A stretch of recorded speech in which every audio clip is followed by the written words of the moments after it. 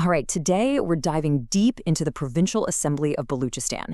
Think of it as the legislative heart of Pakistan's largest and, most resource-rich province.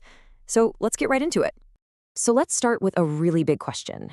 In a province that covers nearly 44% of the country's entire landmass, who's actually in charge of making the laws? The laws that affect everything from local schools to massive development projects. Well, the answer lies within the walls of just one single institution. First up, we're going to cover the basics, what exactly the Assembly is and the historical journey that brought it to where it stands today. At its core, the Provincial Assembly of Balochistan is what's called a unicameral legislature.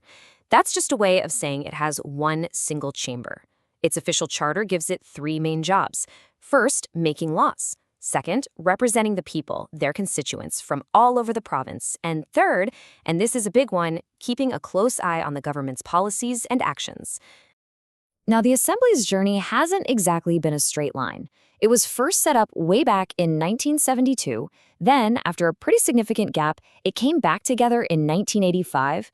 The year 2002 was a really key moment because it marks the start of more consistent, uninterrupted parliamentary terms. And that whole journey brings us right up to today with the 12th Assembly, which just kicked off its work in 2024. To really get how the Assembly works, we've got to look at its structure. So let's break it all down by the numbers. And the most important number to remember is this one, 65. That's the total number of seats. Every single decision, every debate, and every law, it all comes down to the votes of these 65 members. So those 65 seats are broken down in a very specific way. The vast majority, 51 of them, are general seats. But the Constitution also carves out special representation. 11 seats are reserved just for women, and 3 are reserved for non-Muslims.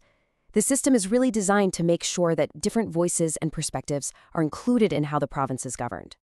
So how do people get these seats? Well, it's a bit of a mixed system. The 51 general seats are won through direct elections out in the constituencies. One person, one vote. The reserve seats for women and non-Muslims, though, they're allocated a bit differently. They're given to political parties based on how many general seats they win in the election. Okay, so now that we get the structure, let's talk about who's actually holding the power. This is all about the key players and what the current political landscape looks like inside the Assembly. Here's a quick look at the power dynamic right now. Out of those 65 members, a governing coalition holds a really strong majority with 45 seats. That leaves the other 20 seats to form the opposition, and it's their job to challenge the government and hold them accountable. Now, the government isn't just one party. It's a coalition, basically an alliance of several major political players who've teamed up. The main partners are the Pakistan People's Party, the Pakistan Muslim League N, the Balochistan Awami Party, and the Awami National Party. You'll find 4 key figures who really guide what happens in the Assembly. The Speaker, who's kind of like the referee of Parliament, is Abdul Khalik Khan Oxazai from the PMLN. His deputy is Ghazala Gola from the PPP. The Chief Minister, who leads the whole provincial government, is Sarfraz Bukti, also from the PPP. And leading the charge for the opposition is Mir Yunus Aziz Zehri from the JUIF. We've met the players. Now let's look at how they actually get things done. How does a simple idea turn into a law that affects millions of people? It's a pretty structured 5-step journey. First, a proposed law, called a bill, gets introduced in the Assembly. Then it's debated by all the members. After that, it gets sent to a smaller, more specialized committee for a really detailed review. Once the committee is finished with it, the bill comes back to the main house for one last final vote.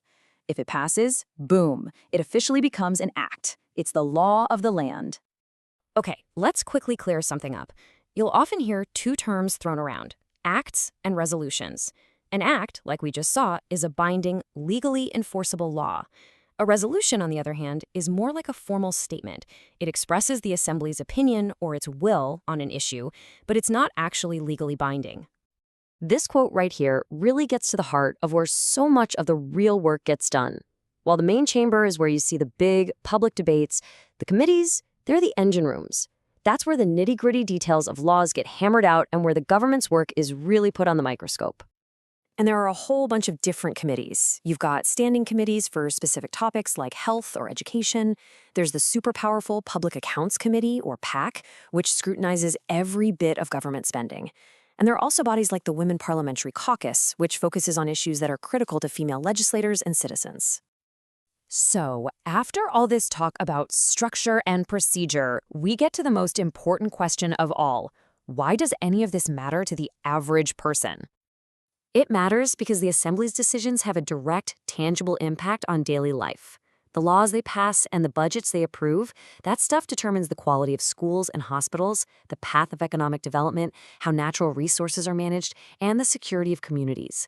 Their work literally shapes daily life in every single corner of the province. And that brings us to our final thought. The Assembly isn't just some old, static building. It's a living institution that's always evolving. So as it confronts all the complex challenges of today, the ultimate question really is, how can its processes, its debates, and its laws better reflect the hopes and dreams of the more than 12 million people it was created to serve? Thanks so much for joining this explainer.